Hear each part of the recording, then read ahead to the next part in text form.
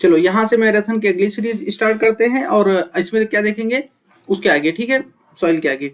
देखो natural vegetation यहाँ पे हम लोगों को देखना है और यहाँ पर भी इसका सिलेबस मैंने दे दिया है, जो कि मैं ऑलरेडी डिस्कस कर चुका था। अगर आप नहीं देखे हो तो वो वीडियो देख सकते हो या फिर इसको पॉज करके देख सकते हो। इस पर अभी हम वापस आते हैं इस वाले चार्ट पे। सबसे पहले यहाँ से देखते हैं। देखो नेचुरल वेजिटेशन क्या, यहाँ से ध्यान रखना, एक क्वेश्चन बन जाएगा, मैं साफ साफ कह रहा हूँ, इसमें आपको पॉइंट ध्यान रखनी है। सबसे पहले प्लांट कम्युनिटी है, नेचुरली ग्रो करती है, जिसमें कोई ह्यूमन ऐड नहीं होता है और अनडिस्टर्ब होती है by human beings for a long time. यही नेचुरल वेजिटेशन है, ध्यान रखना।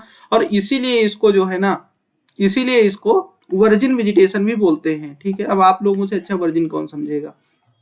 चलो अब कौन कौन से फैक्टर्स हैं वेजिटेशन ग्रोथ के लिए, तो टेम्परेचर और ह्यूमिडिटी है, सनलाइट है। इसका क्या इंपैक्ट है आपको जानने की कोई नीड नहीं है, ठीक है। और जितना उसमें कमेंट में जो आएगा वहां से जान जाओगे। रिलीफ है और सॉइल है, ठीक है। चलो इंडिया में कौन कौन सी नेचुरल वेजिटेशन है और आपको कौन कौन सी पढ़ना है। ट्रॉपिकल एवरग्रीन है, जिसका दूसरा नाम रेन फॉरेस्ट है, ठीक। अगला क्या है, deciduous or monsoon type forest.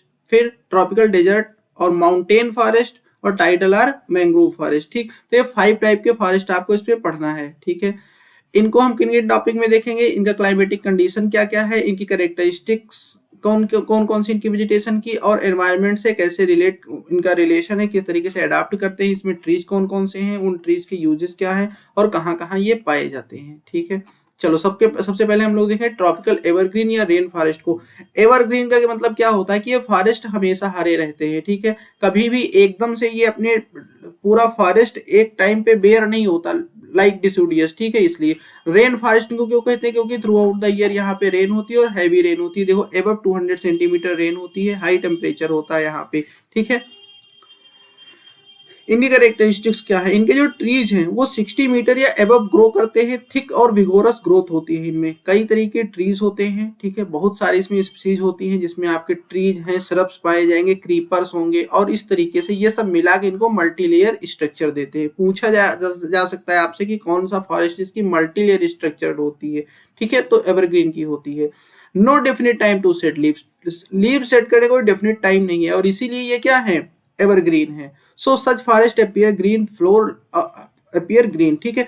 Floor lacks grasses due to deep shades. ये क्वेश्चन आ सकता है कि इनके फ्लोर में ग्रासेस नहीं होती है, फ्लोर बेयर होते हैं, तो क्यों, क्योंकि इतनी शेड होती है, नीचे की धूप नहीं पहुंच पाती, वहां पे सनलाइट नहीं पहुंच पाती है, तो जो वहां पे ग्रासेस ग्रो भी होती है ना, वो ऊपर की ओर, लंबी ऊपर की ओर बढ़ जाती है और नीचे वो फैलती नहीं है ग्राउंड पे, ठीक है। ये इसमें ट्रीज कौन कौन से हैं, रोजवुड, महोगनी, एबोनी, रबर और शिनकोना, ये सब हैवी रेनफॉल के ये सब ट्रीज है, ठीक है। ओरिजिनल वाली वीडियोस देखोगे तो यहाँ पे मैंने ट्रिक भी बताई हुई है, रिवीजन वीडियो, इसलिए इस पे ज्यादा डिस्कशन नहीं करेंगे, केवल एग्जाम ओरिएंटेड चीज यहाँ पे बात करें। यूजेस देखो, रोजवुड, ठीक है, यहाँ पे क्या है, रोज है, खूबसूरती वाली चीज है ना, तो यहाँ से आप एक चीज याद रखो कि यहाँ पे कुछ ब्यूटी प्रोडक्ट्स भी यहाँ से बनाए जाएंगे। बाकी polish, flooring, furniture, billiard cues game के लिए है, ठीक है। चेस के जो सेट्स होते हैं वो म्यूजिकल इंस्ट्रूमेंट महोगनी से बनता है और एबोनी से भी बनता है, ठीक है। बाकी क्राफ्टिंग फर्नीचर एबोनी से, फायरवुड होता है, ठीक है।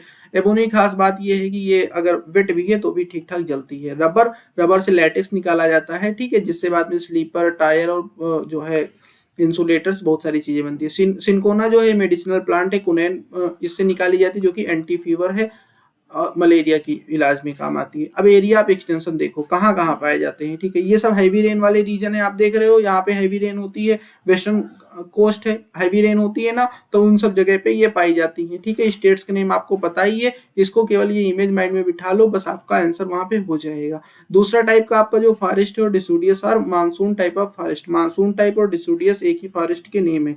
यहाँ पे रेनफॉल 100 से 200 होती है। 200 के ऊपर कौन सी थी, 200 के ऊपर एवरग्रीन था, ठीक है। और देखो 75 से 200 आप इसको कहोगे, किसको, डिसोडियस है मानसून टाइप को। इसको दो पार्ट में डिवाइड कर दिया गया है। 75 से 100 के बीच में ड्राई डिसोडियस माना जाता है और 100 से 200 के बीच में मॉइस्ट माना जाता है। हालांकि आपसे ये कोई वहां पे पार्टीशन नहीं पूछा जाएगा, ठीक है।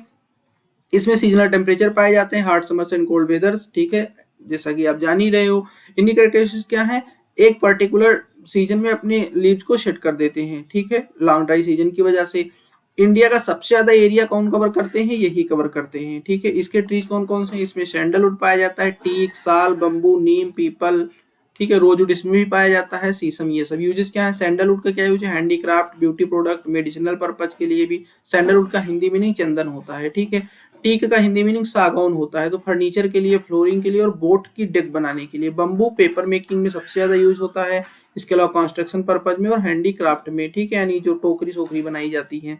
रोजवुड का क्या यूज है, रोजवुड का ऊपर अभी यूज पढ़ ही आए हो। शीशम फर्नीचर और प्लाईवुड के लिए। एक्सटेंशन देख लो कहाँ पे सबसे ज्यादा एरिया में, देखो पूरा रीजन, ठीक है, पूरा रीजन ये सब किसका है, डिसूडियस का है। बस आप ये जान सकते हो कि ये वाले जो रीजन है जहाँ पे कम रेनफॉल होती है वहाँ पे ड्राई डिसूडियस मिलेंगे, और जो ज्यादा रेनफॉल वाले रीजन है वहाँ पे मॉइस्ट डिसूडियस मिलेगा। बात खत्म, ठीक। चलो अब अगला वेजिटेशन है हमारा ट्रॉपिकल डेजर्ट वाला। तो ट्रॉपिकल डेजर्ट है, ट्रॉपिकल थॉर्न फॉरेस्ट, यही सब इसके नेम है। रेनफॉल जहाँ 75 सेंटीमीटर से लेस होती है वहां पे। इनका किस तरीके से रिलेशन होता है एटमॉस्फेयर के साथ में, देखो लैक ऑफ मॉइस्चर होता है यहाँ पे, डेजर्ट रीजन है, तो इसलिए ये जो होती है स्मॉल एंड थिक लीव्स होती हैं, और बार्क में इनके जो है थॉर्न्स होते हैं यानी कांटे होते हैं। Roots penetrating deep into the soil, जो रूट्स होती हैं वो काफी गहराई तक जाती हैं वाटर के सर्च में, और रेडियल पैटर्न में जाती हैं। सैंपल पेपर में यहाँ से क्वेश्चन आ भी चुका है, ठीक है। इसमें कौन कौन से ट्रीज है, बबूल है, कीकर, खैर, कैक्टस, डेट, पाम, ये सब ट्रीज है। बबूल का क्या यूज है, इसमें गम निकाला जाता है, मेडिसिनल कट वट जाने पे जो है ना, ब्लीडिंग के टाइम पे यूज होता है, ठीक है, और एक्जिमा में यूज होता है। कीकर टैनिन, ठीक है, टैनिन होता है मतलब जैसे कलर वलर हटाने में या कलर करने में यूजफुल होता है, डायरिया के इलाज में कीकर, ठीक है, तो कीकर डायरिया के इलाज में, ठीक है। खैर से कैथ निकालते हैं। कत्था जो होता है ना, कत्था कौन सा लगाया, डाली कौन सी सुपारी। पाम एडिबल ऑयल है, ठीक है। तो ये सब कहाँ पे है, डेजर्ट वेजिटेशन में। इसके बाद ये कहाँ पाए जाते हैं, तो डेजर्ट रीजन में पाए जाएंगे, थार डेजर्ट है ही, और इसके बाद में ये जो रेन शैडो रीजन है ना, तो यहाँ पे। चलो आगे आ जाओ। फिर है माउंटेन फॉरेस्ट। तो माउंटेन फॉरेस्ट के साथ जो है इसमें देखो क्या होता है कई तरीके से। तो फुट हिल जोन एक तो होता है जहाँ पे ट्रॉपिकल डिसूडियस मिलेंगे, उसके ऊपर एवरग्रीन मिलेंगे, लेकिन ये एवरग्रीन रेन फॉरेस्ट वाले एवरग्रीन नहीं है, ठीक है, मतलब पूरे साल ये ग्रीन रहते हैं इसलिए इनका नाम एवरग्रीन, लेकिन रेन की वजह से नहीं, ठीक है। इसके ट्रीज आपको दूसरे मिलेंगे, यहाँ पे ओक, चेस्टनट, पाइन, ये सब मिलेगा, ठीक। 16 से 3500 के बीच में कोनीफेरस ट्रीज पाए जाते हैं। कोनीफेरस मतलब क्या, जिनका इस तरीके ट्रायंगुलर शेप में होता है, जिसमें पाइन, सिल्वर फर, सीडर, ये सब है। उसके ऊपर जो है स्नो लाइन तक जो है सीजनल ग्रासेज मिलती है। स्नो लाइन का मतलब है जहाँ जिस लाइन के ऊपर बर्फ कभी मेल्ट ही नहीं होती, स्नो कभी मेल्ट ही नहीं होती, यानी कोई वेजिटेशन नहीं पाई जाएगी, ठीक है। तो 3500 से ऊपर स्नो लाइन के बीच में सीजनल ग्रासेज मिलेगी। सीजनल ग्रासेज मतलब क्या है कि जब जो है समर सीजन में जब यहाँ की जो है स्नो मेल्ट होगी तो यहाँ पे कुछ ग्रासेस ग्रो हो जाएंगी, ठीक है। ट्रीज के यूजेस क्या क्या है। ओक का यूज पिलर में, वैगन बनाने में, वेसल्स में, वाइन का कास्ट में, और चारकोल इस सब में होता है। पाइन का टिम्बर, वुड पल्प इस सब में होता है। सीडर बिल्डिंग मटेरियल के काम में आता है। इसका एरिया सीधी सी बात है, अभी सॉइल वाले ने बताया था कि ऐसे इसको खींच दो, यही माउंटेन सॉइल का है और यही माउंटेन वेजिटेशन का है। इसके बाद आता है टाइडल और मैंग्रोव फॉरेस्ट। यहाँ से दो दो क्वेश्चन सैंपल पेपर में पूछे गए हैं। क्लाइमेटिक कंडीशन इनकी क्या है, तो क्लाइमेटिक कंडीशन बिल्कुल ट्रॉपिकल डिसूडियस वाली होगी, इसीलिए मैंने यहाँ पे कुछ लिखा नहीं है, शायद यहाँ से आपसे कुछ पूछेंगे नहीं। यहाँ से अगर आप पूछेंगे तो इसी सेक्शन से आपसे केवल पूछेंगे। इनका क्या होता है, सबसे बड़ी बात है कि प्रॉम्प्ट रूट सिस्टम होता है, मतलब रूट्स ऊपर की ओर निकली होती है, ये आप यहाँ से देख सकते हो, इमेज मैंने लगाई हुई है। Allows to absorb gases directly from the atmosphere, इससे ये जो रूट्स होती है ना डायरेक्ट रेस्पिरेशन करती हैं एटमॉस्फेयर से। ग्रो इन डेल्टा या स्वैम्पी रीजन, ठीक है, डेल्टा या स्वैम्पी रीजन, दलदली रीजन में ग्रो होती है जो मार्शी एरिया होता है, और ये सैलाइन और फ्रेश वाटर दोनों में सर्वाइव कर सकते हैं, ठीक है। इसके ट्रीज कौन कौन, सुंदरी और सुंदरी ट्रीज पाए जाते हैं, इसीलिए यहाँ पे जो वेस्ट बंगाल रीजन में इधर पाए जाते हैं फॉरेस्ट, उनका नाम सुंदरबन है। इसके अलावा जो ये ट्रीज हैं आपको याद करने कोई नीड नहीं है, इतना डीप नहीं पूछा जाएगा। यूजली आप ट्रीज बोर्ड्स और फर्नीचर बनाने में काम आते हैं। देखो एरिया कौन कौन सा है, सबसे बड़ा एरिया यही है इनका, ठीक है।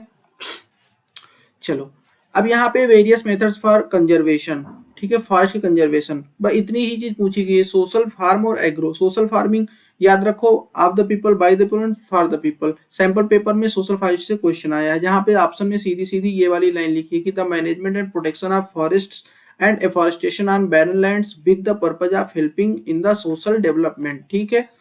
फार्म फॉरेस्ट्री में क्या होता है, फार्म पे यानी एग्रीकल्चरल लैंड पे पूरा फॉरेस्ट ग्रो करना, growing trees on farm lands to produce timber, woods वगैरह प्रोड्यूस करने के लिए। एग्रो फॉरेस्ट्री सिलेबस में नहीं है, आप इसमें डिफरेंस क्रिएट कर पाओ इसलिए मैंने लिख दिया है।